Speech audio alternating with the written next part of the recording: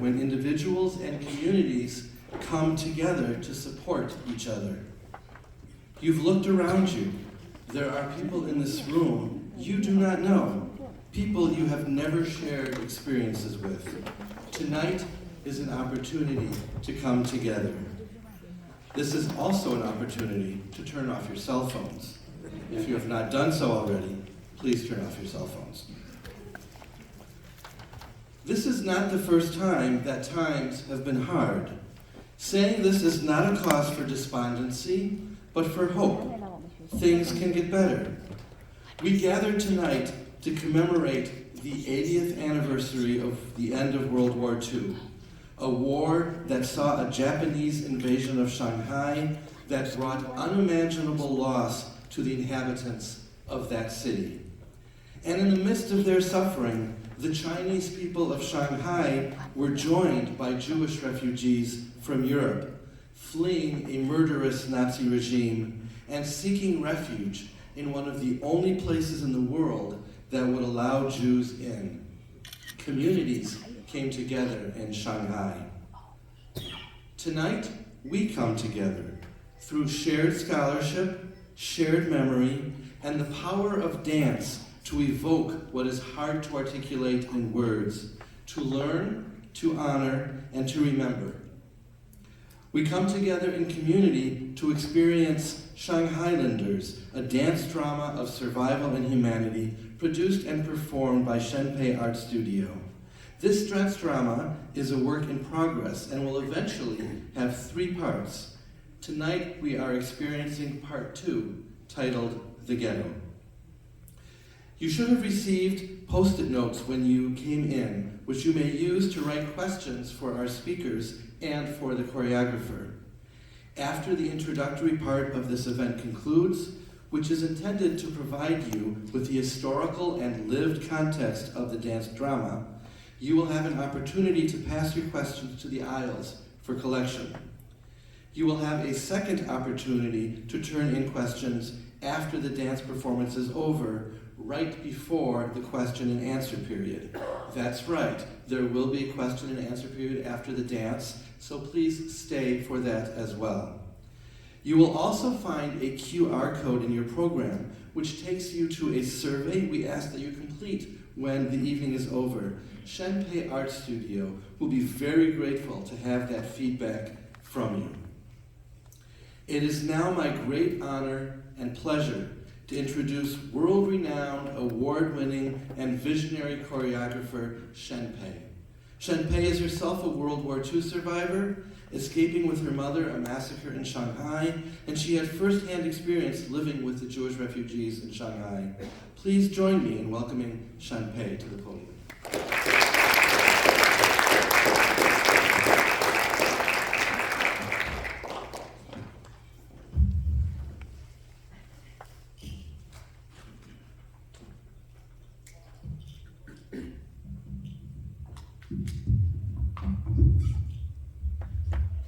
谢谢大家来参加今天的活动。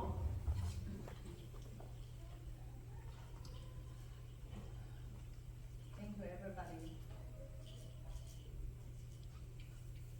Thank you, everybody. Thank you, everybody, for coming tonight. 我是沈培，我是2次大战的幸存者、受害者。 I am the victim and the survivor of the World War II. 我父亲就是在这场战争当中为国牺牲的。那个时候我才只有6岁。My father gave his life to this war when I was just 6 years old. 我自己也亲身经历了日本飞机对着 我父冲扫射，那个时候我只有4岁，但是日本飞行员戴了那个飞行眼镜，这样低空的扫射。那个时候我们连高射炮、机关枪都没有，就对着啪这样下来，我永远不会忘记。When I was just 4, I still remember vivid memory of the Japanese aircraft diving down, and the pilots wear the goggles, and they aimed to me, and they dive down and shoot to the people, including me, in a short, very close range. 所以我有强烈的家国情怀，我渴望和平。So I have very deep longing to peace, and I have a deep love, profound love for my own country. 可是80年过去了，这个世界并不太平。 80 years have passed. The peace yet is remain out of reach. 所以在今年这个反法西斯战争结束80周年的时候，我就想做一部舞剧来加以纪念。 This year marks the 80th anniversary of the victory of in World War II. That prompted me to create a dance drama to memorize this very special historical event. 这部舞剧呢，是以当年上海人自己也在维运的时候，仍然能够有宽大的胸怀接纳被流亡的犹太人的这种故事，来彰显在至暗的时刻，人性的光辉永不泯灭。 This story is telling the historical event when Shanghai people themselves were struggling with the Japanese invasion and have difficult lives. They opened their arms to embrace the refugees, Jewish refugees from Europe, and that shows the human resilience, compassion, love, and kindness that will never fade. 对这段历史呢，我可以也是说也是亲历者。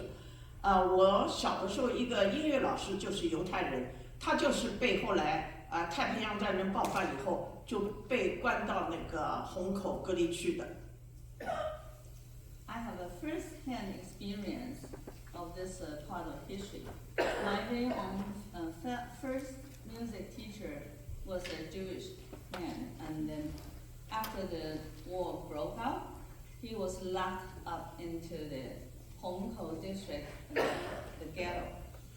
那个时候呢，我的舅舅舅妈呢，正好也是住在那里，所以他们曾经冒死的去救这些人就想办法丢面包进去这些所以他们有很多结交了这个和犹太朋友结交了很深厚的友谊。 My very own uncle and aunties lived in that area, and they risked their lives to help the refugees. They threw bread and over the fence to help them, and over the time they built a very strong relationship and friendship. 同时呢，这些犹太朋友呢，也对上海有很多贡献。比方说，我的合作者刘玉超老师，他的爷爷是个音乐家，他就是向这个一个有名的犹太小提琴家学的小提琴。 The Jewish people in Shanghai also contributed to the society. Our very own choreographer, Wei Liu, is from Shanghai, and her grandfather was a musician, and his music teacher was a very famous Jewish violinist. 那个时候有一首当时非常流行的歌曲叫玫瑰玫瑰我爱你。这首歌曲呢，就是由中国著名的作曲家陈可辛写的曲子。 There was a very famous popular song called Rose Rose I Love You. It was written by a Chinese musician, Chen Kexin. 可是呢，那个时候中国人还不懂五线谱，这个呢，后来这个曲子《玫瑰玫瑰我爱你》，就是有一个犹太的音乐家叫那个奥托约阿希姆的，他听到以后呢非常喜欢，就拿来把它谱成了五线谱。At that time, the Chinese musicians were not familiar with the Western musical notation yet. It was a Jewish musician named Otto Joachim who wrote the music in the Western notation. 战争结束以后呢，他就把这首曲子带到了美国，而且灌成了唱片，就成了第一首风靡美国的中国歌曲，使中国的玫瑰在全世界绽放。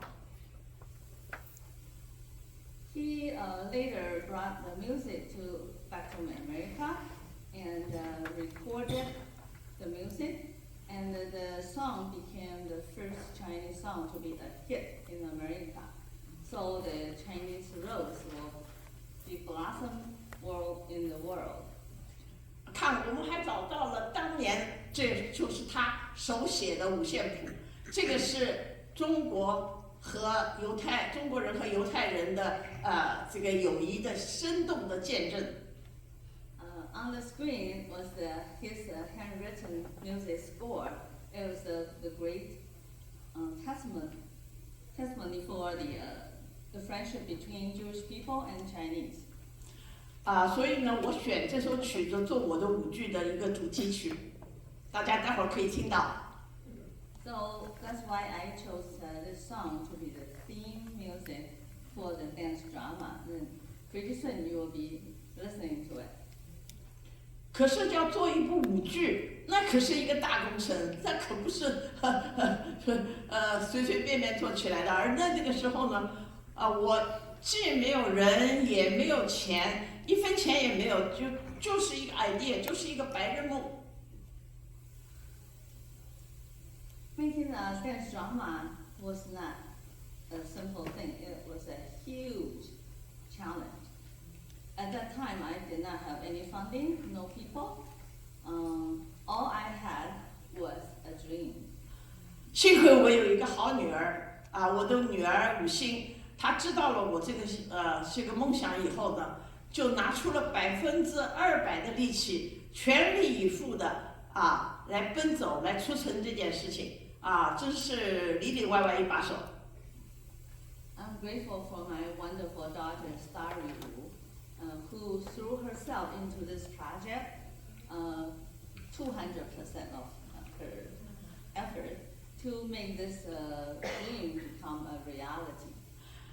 然后呢，我有一些犹太的老朋友，像菲利像 B 像尼尔他们他们也就是出来全力以赴的支持。A few of my very good Jewish friends, Phyllis, B, and Neil, they heard about this dream and they support me in a very great way. 然后 State Art Board 决定给我这个项目拨款，成为了关键的能够使我这个项目能够启动的一个关键。The turning point was when the Minnesota State Arts Board granted us a grant so that we can begin this project. 然后我的很多朋友、学生朋友，他们都是为了这个有国际视野、有历史厚度的这样的一个梦想而走拢来支持我。Many friends and students of mine were inspired by this dream, and they came together, and they were touched by the profound history and artistic depth. So they joined together to work together to make this happen.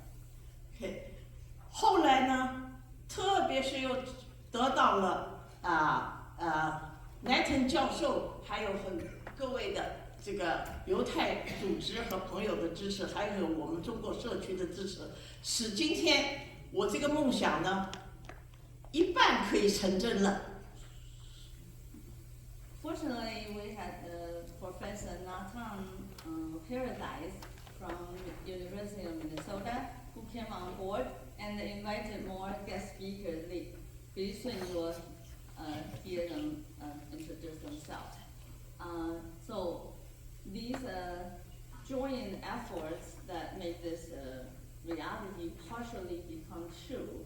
So Act 2, the ghetto, will be showing on stage for you tonight. 我表示衷心的感谢。I'm deeply grateful. 我相信通过今天的活动以后，会得到更多的人的支持，使我们能够最终在今年纪念反法西斯战争胜利80周年的时候，能够把全剧都排出来。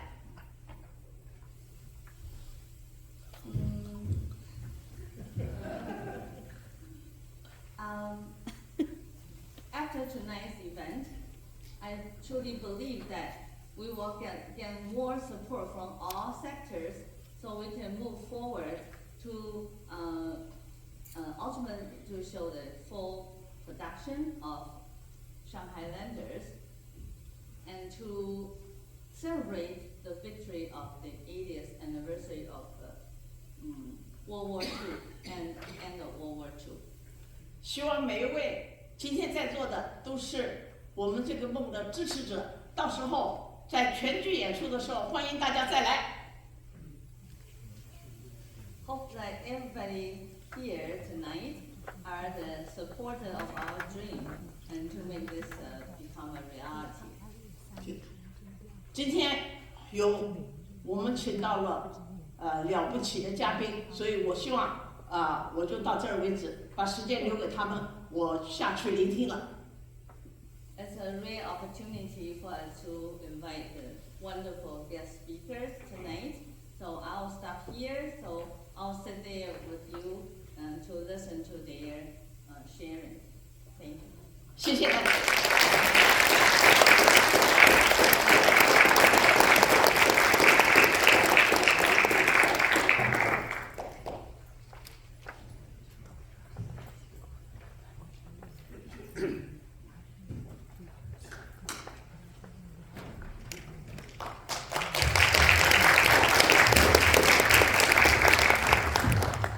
Thank you, Shenpei. It is now my pleasure to call to the podium Dr. Sarah Halpern. Dr. Halpern is a Holocaust historian currently serving as a visiting assistant professor of history at St. Olaf College. She is the author of multiple essays on Shanghai's Jewish refugees, and her book, Saving the Unwanted, Shanghai's Jewish Refugees and the Struggle for Global Humanitarianism, 1943 to 1949, is under review by University of Pennsylvania Press. Please join me in welcoming Dr. Halpern.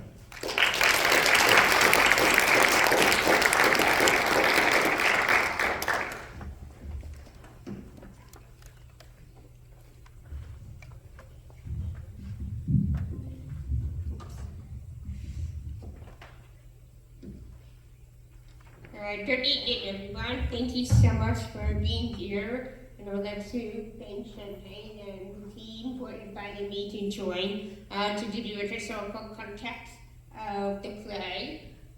So I would like to start. There's just one thing that this picture is a picture of the Bund, which was a main thoroughfare in Shanghai in the international settlement. And this is where the world converted into one place, right? So the Chinese are working there as dock workers, the chop pullers, they work as coolies, known as coolies. But they were also very wealthy Chinese as well. It's also where the Hong Kong Shanghai Bank is located. And finally, it's also where Jewish refugees are shipped from Europe. So it's a very important part of Shanghai today, in the past and today. Next slide, please. So Shanghai did not start with the British or the foreigners can come to look for opportunities. It actually began at a merchant town of only 400,000 people by 1843. And then in 1843, the British and the Chinese, after the Opium War in 1830, signed a series of territorial treaties in which the Chinese forced the hand of the Qing dynasty to allow British subjects to live in China under British laws rather than Chinese laws, which is known as extraterritoriality. As also, while the Chinese authorities manned the ports, the border control, they had to simply allow the courtesy to borders, so nothing passed through. No, so in other words, no visa, no identity papers were needed to enter in ports like Shanghai, Hong Kong, and Shenzhen. There were a couple of others along the way. Next slide, please. So, in the Treaty Port era, we are going to take a look at how the British forced the hand of the Qing dynasty, the impact of that. That other countries such as the United States, France, the Netherlands, and Japan followed suit and asked for their own peace as well. So over time, China became weaker and weaker, that it really struggled at any time for global standing. But in the meantime, with all the borders coming into the city grew and grew from 400,000 in 1843 to 4 million in 1939. So this is tremendous. So brought in all kinds of opportunities, including the Chinese and the Jews who came as refugees in their own right.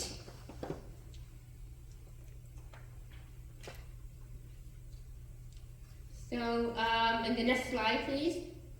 So, as a result of these treaties that were created, Shanghai is divided into concessions.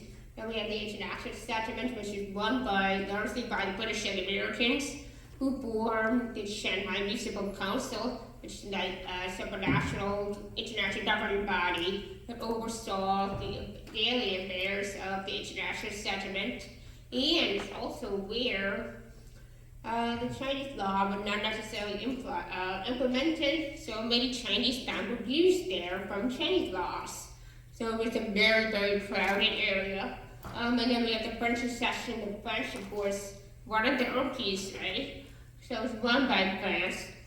And on the map, you can see where the star is. That's where the Jewish refugees ended up, straddled between the International Settlement and the Chinese area, which then became overtaken by the Japanese. Next slide, please. So while Shanghai was growing, of course, Jews found opportunities, right? So the Baghdadi Jews, the Jews who came from Baghdad, which is now today Iraq, they were already involved in the British trade system. So they came first through India, and they heard about, and as soon as the British expanded into China, they followed suit, right? They looked for opportunities, so they had become entrepreneurs in their life. They became real estate developers. They became philanthropists, and the Baghdadi Jews were passed as Sephardic customs coming out from Spain or Portugal. And they spoke Arabic. And then later on, after 1905, especially after the Russian Civil War in 1919, 1921, when we have the Ashkenazi community, who led vocal violence towards Siberia into Harbin, which is right along the Chinese-Russian border, where they built a whole new lives. And then over time, they made their way down the coast down to Shanghai and then eventually Hong Kong for more economic opportunities. And they were very much similar to many of the American Jews today. It's actually after tradition. They spoke Yiddish and Russian, and some did Polish. So because of the cultural differences between the two communities, they never really came together into one large Jewish community. They created their own synagogues, just like the Hotel the bottom that belonged to the Ashkenazi community, and have been transformed into Shanghai Jewish Refugee Community Museum today. And at the top photo is the Tandoori family, who became Sassoon family, who became incredibly wealthy and very important in the diplomatic relations with the Japanese and the British. And eventually, the American Jewish Joint Solution Committee that later came to look after the Jewish refugees. Next slide, please. So we're going to move on to the next era. We're now in a transition from one period to another. So this is where the base of the Chinese and Jews start to come together in 1937-38.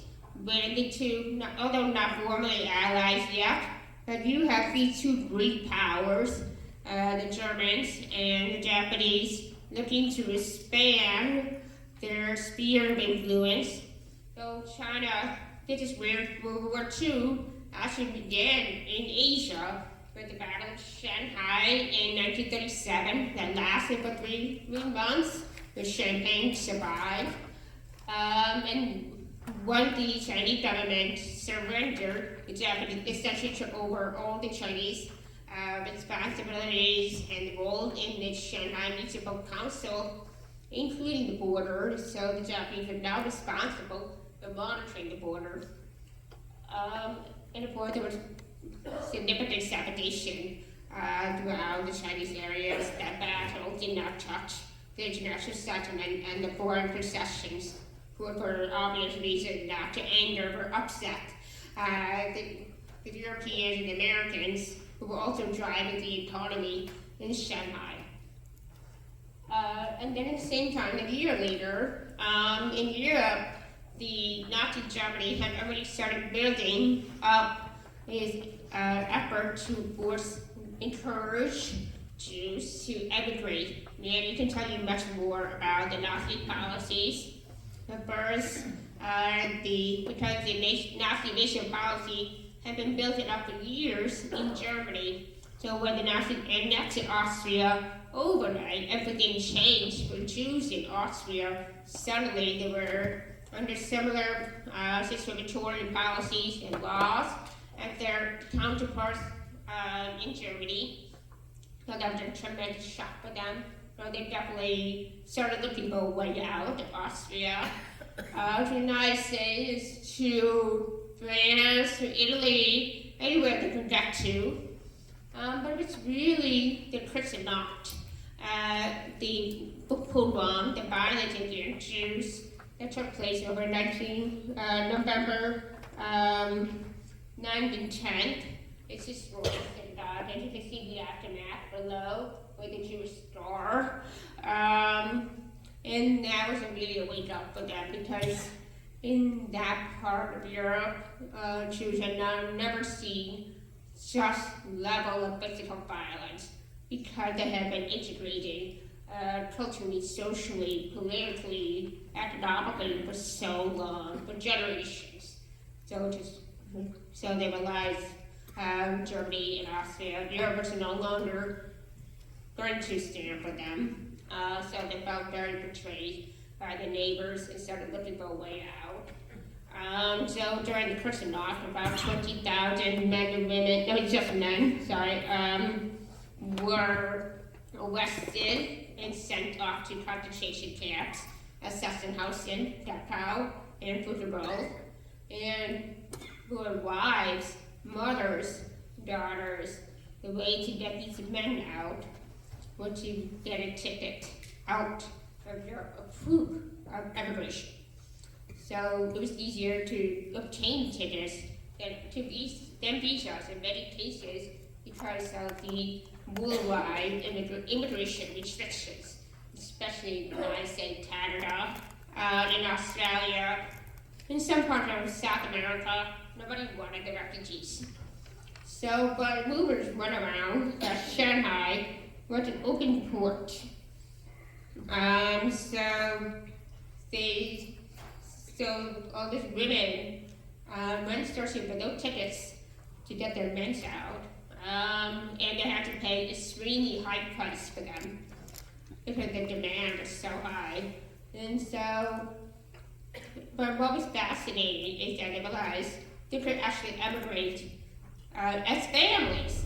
So these people could bring along their elderly parents, and they were willing to leave Germany and Austria, and they could take their children along. In many cases of immigration, families had to be broken up, especially with the case of kinder transport, which about 10,000 children were sent away to safety in the UK, France, and the United States. So Shanghai, at the end, looking back, it was a community of families. So these refugees began to leave in droves from early 1939 up until roughly around 1941. First they went to Italy. They also could depart from German ports at Hamburg with ships through the Mediterranean down to Suez Canal and around Asia up to Shanghai. But then when the Germans invaded to occupy part of Italy in 1940, the refugees, those ports were closed. So the refugees now had to go through the Soviet Union, through the Trans-Siberian Railway, which they took all the way across to the Vladivostok and took ship down to Japan and moved down the coast to Shanghai. And that was closed off in 1941 because of the German invasion of the Soviet Union. So at that point, although I should say, it was true that no visa were needed, but that rule changed in middle 1939 because the British and the Shanghai Municipal Council were becoming very concerned about these impoverished Jewish refugees not having good luck, but was also very anti-Semitic. They also held anti-Semitic views. So they wanted the Japanese to impose strict control, and so it was agreed that the Japanese did not want to because they wanted financial support of the American Jews, which I can answer more in the Q&A. So at the end, a compromise agreement was made that Jews had to have visas to enter Shanghai, or they could pay $500 per head to enter. Therefore, the Chinese government left the diplomats in Vienna and Berlin across Europe to know about this in order to sympathize with the Japanese. But the embassy in Berlin was very much allied pro-Nazi and it refused to stamp any visa, but the consulate in Vienna kept on stamping for the Jews in Austria. So it worked out, although at the end it was more of a trickle because other countries started opening up the doors, like the Dominican Republic, and then other South American countries. So next slide. So at this point, in 1941, toward the end of 1941, the regime changed from the treaty port era to the Japanese occupation. So the Japanese had taken over parts of Shanghai, but after Pearl Harbor, for all the different wars were declared, so eventually the Japanese took over the rest of Shanghai. Although because Shanghai was an enormous city with a very complex economy, the Shanghai Municipal Council was allowed to run for another year until the treaties were resolved between the Chinese nationalists and other European powers, especially the United States, Britain, and France, in exchange for military alliances and resources. So at that point, the Japanese said, okay, no council will take over from here. And then it's quite soon afterwards, you see here in the proclamation against stateless European stateless refugees who had arrived in 1937 to be moved into a military designated area. Those were all just bureaucratic language meant to combine your Jewish refugees from Poland, from Germany, Austria, and Czechoslovakia into this 1 square mile area.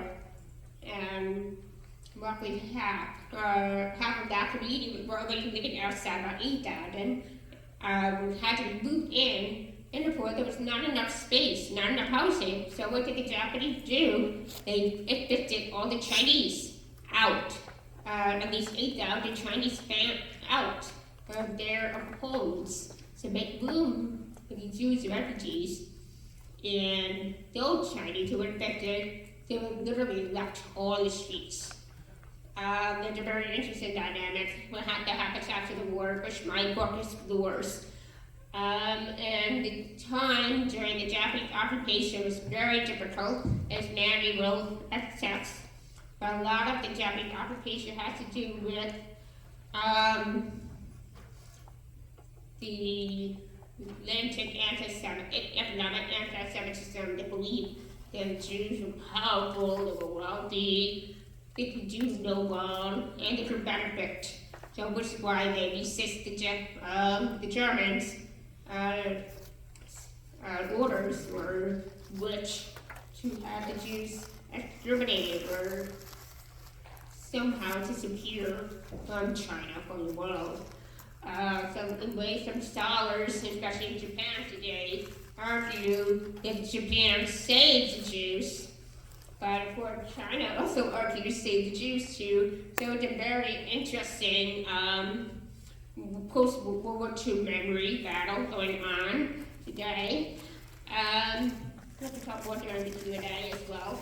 But one of the things I want to bring up is the character Richard Goya.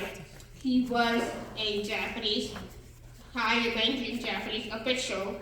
You will see him in the play. He was a short man, and he was fairly abusive to the Jewish refugees who wanted to leave the ghetto or the designated area for the work, for an errand. You had to get a pass to leave. And dealing with him was incredibly unpredictable.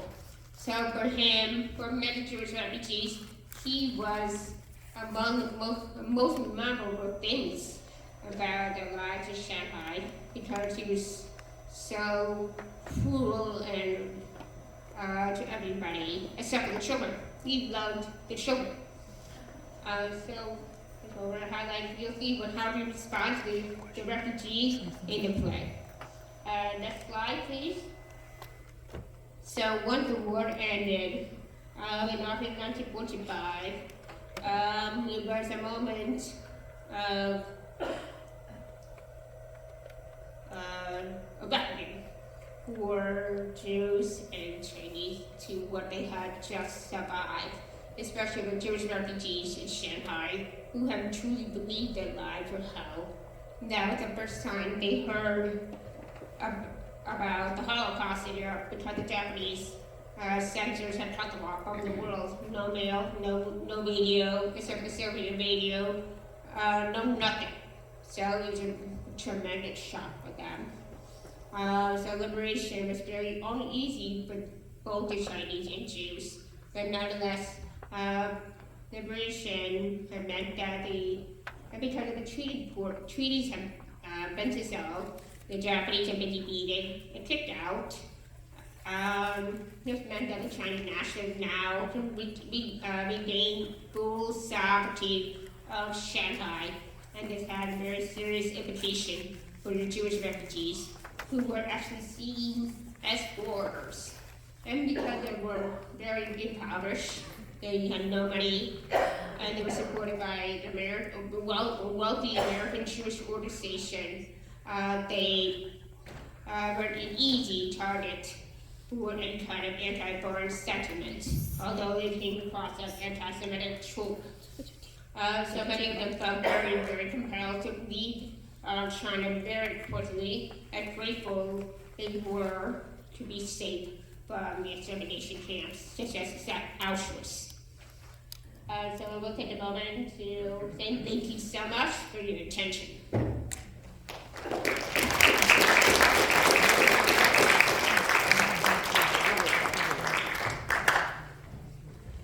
Thank you, Dr. Halper.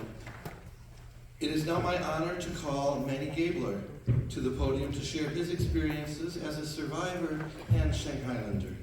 Manny was only 1 year old when he arrived in Shanghai with his parents, and he has devoted himself to educating people across the country about the Holocaust and about survival in the ghetto of Shanghai. Please join me in welcoming Manny Gabler.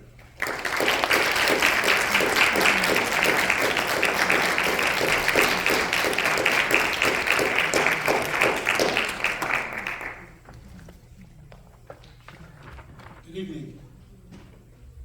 I'm here to tell you about my experience as a Jewish refugee in World War II Shanghai, China, and how my family and 18,000 other Jews survived the Holocaust there. These are childhood memories.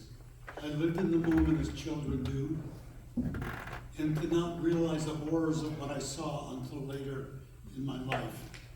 Both my parents died young from the stress of survival and raising 2 children in war-torn foreign countries. By the time I was to ask about the past, they were gone. My parents were Simon and Irmgard. My mother wasn't Jewish. She converted to Judaism and changed her name to Esther when she converted. They were living in Chemnitz in southeast Germany, about 50 kilometers from the Czech border. My father was a champion skier, guitar player, and bantamweight boxing champion. He was well known throughout Germany. He belonged to a Jewish sports association known as the Maccabees. Because of his fame and his Jewish connection, he was also known to the Nazi Gestapo and was in danger of being arrested. At great personal danger, my parents Simon and Esther were married in Chemnitz in 1935. This was illegal because of the Nuremberg laws enacted by the Reichstag in 15 September 1935, with anti-Semitic and racist laws for the protection of German blood and honor. It forbade the marriage between Jews and Germans, and those that broke the law were first sent to prison and later to concentration camps. As the situation worsened, my father and now pregnant mother fled to Italy in 1937. Fortunately, none of her Christian family turned them in. My mother's pregnant sister Ellie, who was living in the apartment with my grandparents, was arrested and sent to work in a munitions factory as punishment for not turning in her sister. Aunt Ellie had 2 miscarriages while at hard labor for 2 years. My father's sister Ida lived in Milan and provided a connection in Italy. My father sold ice cream to support us. I was born in Milan in 1938 and named Manfred Sigmund from a list of Nazi authorized names. The rest of my father's family remained in Germany and were later murdered in concentration camps. A turning point came on Kristallnacht, known as the November pogroms. On November 9th, 1938, synagogues and Jewish businesses were destroyed. 30,000 Jewish men were sent to concentration camps. Once Germany and Italy became allied, the Nazis moved in and took over Italy. The Gestapo, or secret state police, began searching for Jews and sending them to concentration camps. My cousin Joe, Aunt Ida's son, was taken to a camp at age 5, and he survived there for the next 5 years. Ida had a friend who knew a Catholic bishop, and through him got Joe out of the camp. The bishop sent two men to the camp with papers saying Joe was a Catholic named Carlo Antonio and had been arrested by mistake. He was then taken to a monastery where he was baptized and lived out the war. The Jews became victims of universal immigration restrictions. All the countries around the world, including the United States and Britain, had closed their doors to the Jews who needed a safe haven. Miraculously, an opportunity arose: Shanghai. With the help of anti-German Italian partisans and money from HIAS, the Hebrew Immigration Assistance Society, we were smuggled to Genoa on the coast, where we got on an Italian cruise ship, the Conte Verdi. We then sailed 8,000 miles through the Suez Canal, around India, to the coast of China. We sailed up the Yangtze to the Huangpu River, to a dock in the international settlement controlled by the British. The luxurious Italian cruise ship was in stark contrast to the Shanghai they would land in. Jewish refugees arrived in Hong Kong, part of Shanghai battered by war, though controlled by Japan, who were allied with the Nazis. There was no passport controls, allowing the Jews to land without papers.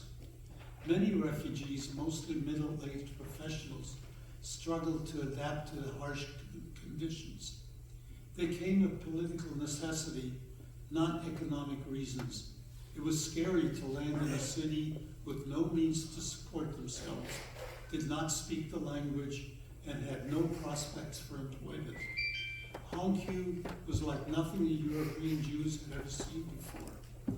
Crowded, very dirty, smelly, hot and humid. It was 140 degrees by today's heat index.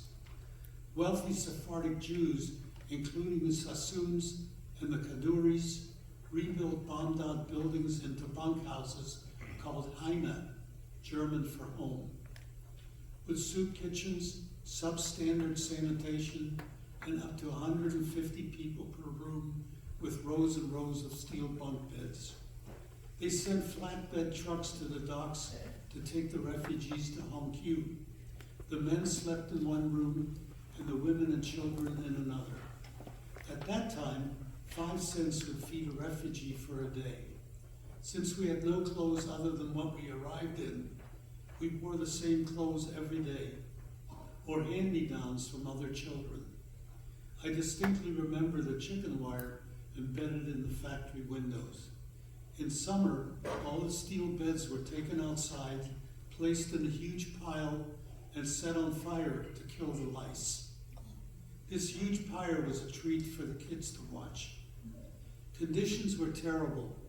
Shanghai was rife with every disease known to mankind. The water was polluted and had to be boiled. Since there was little in the way of sanitary facilities, men called pot men would come daily with hand-drawn carts and empty the sewage from the wooden buckets that we used every day. That became the fertilizer they sold for the vegetable fields. In 1940, my brother Ralph was born in the midst of all this poverty.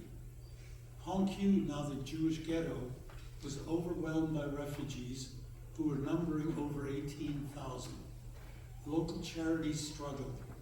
The Joint Distribution Committees in New York sent social worker Laurel Margolis to coordinate the relief, assuring basic shelter and food until 1941.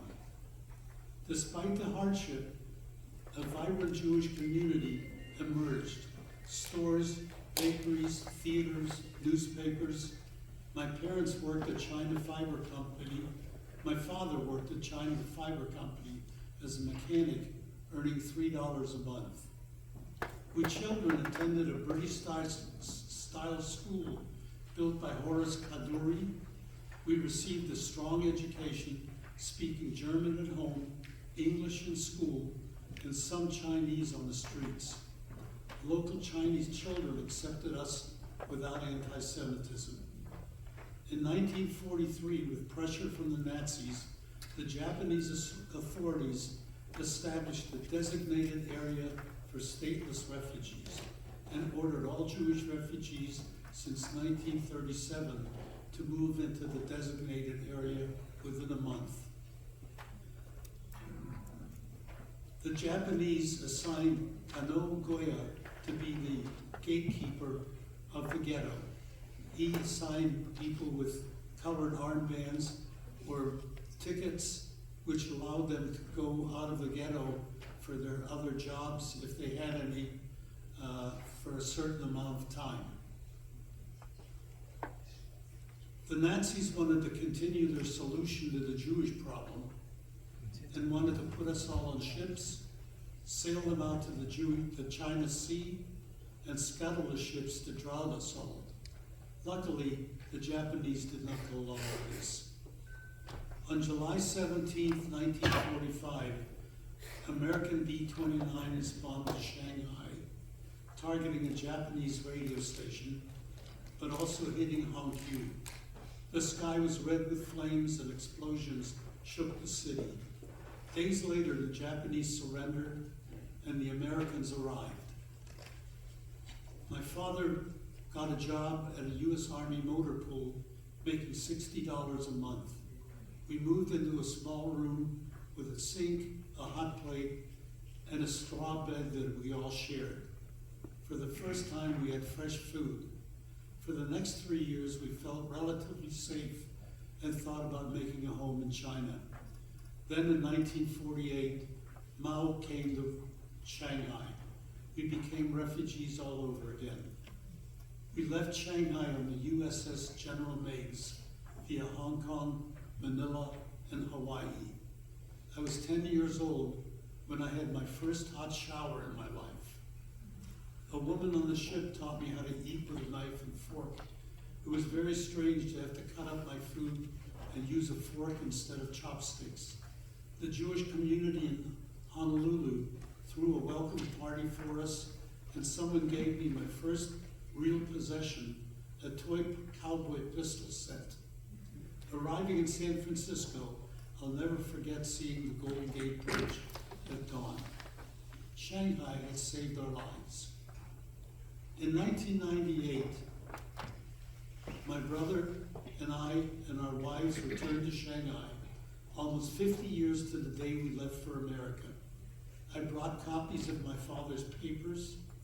At the old Moisher Synagogue, where I went to Hebrew school, now a museum, a man named Mr. Wong showed us the Jewish Immigrant Address Book, which contained my father's name, Simon Gabler. Our family had lived at 818 Tangshan Road, number 50. Mr. Wong lived at number 12. The nail holes from the mezuzah were still in the door frame that had not been painted since 1948. Mr. Wong showed us around the ghetto, the Kaduri school that Ralph and I had gone to, the hospital where my brother was born, now an apartment building, open air market where we shopped, and the memorial park set aside to commemorate the ghetto. All the smells, the crowded streets, and the strange cacophony of languages were still there. That moment defined me. I had survived the worst and thrived.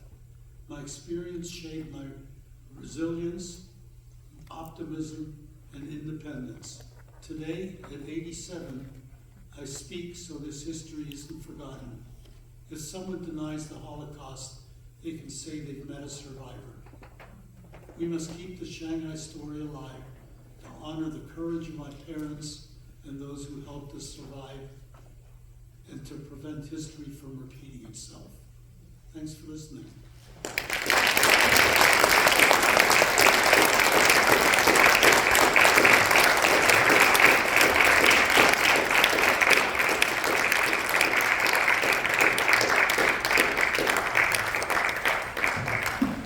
Thank you, man. Tiny, oh, curtains too soon.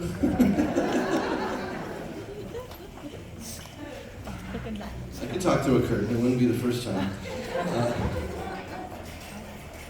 While we clear the stage in preparation for the dance performance, please pass any questions you have written thus far to the aisles for collection.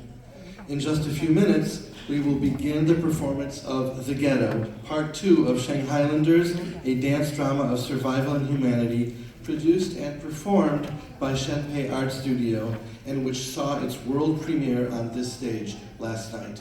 Thank you.